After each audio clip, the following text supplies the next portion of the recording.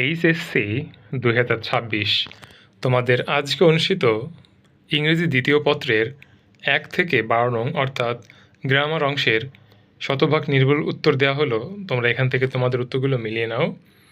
এখানে আমরা শতভাগ সঠিক উত্তর দেওয়ার চেষ্টা করেছি, কাজে তোমরা এখান থেকে নির্দ্বিধায় উত্তরগুলো মিলিয়ে নিতে পারো। দেখো, এখন প্রশ্নের উত্তরগুলো এখানে দিয়ে দেওয়া হয়েছে। আমি প্রত্যেকটির উত্তর বলছি না, শুধু এখানে দিয়ে দিয়েছি, তোমরা এখান থেকে দেখে নাও। শুধু প্রত্যেকটি প্রশ্ন উত্তর বলে বলে দিতে গেলে তোমাদের ভিডিওটা বেশি লেন্দি হয়ে যাবে, যেহেতু তোমাদের পরের দিন পরীক্ষা রয়েছে। কাজে আমি চাই না তোমাদের মূল্যবান সময়ের খুব বেশি পরিমাণ সময় নষ্ট হয়ে যাক।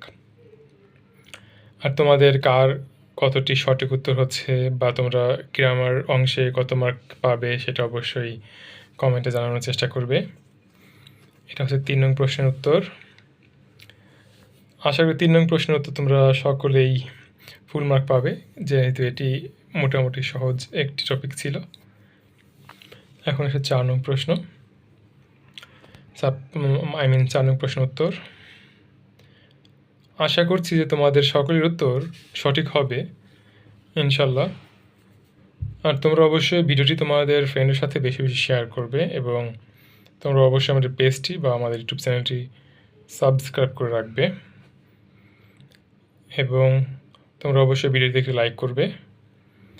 এখন দেখো 6 নং প্রশ্নের উত্তর। প্রত্যেকটি প্রশ্ন উত্তর এখানে সঠিকভাবে দেওয়ার চেষ্টা করা হয়েছে। এখানে একটু জুম আউট করছি, যেহেতু এইটা খুব বড় বড় লাইন,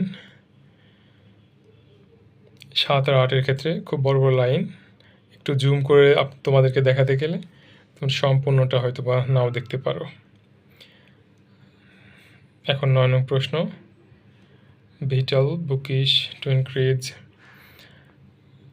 এখন 9, 10,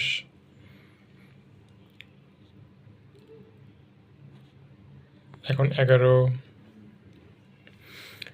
নং ছিল হচ্ছে সিনোনিম অ্যান্টোনিম।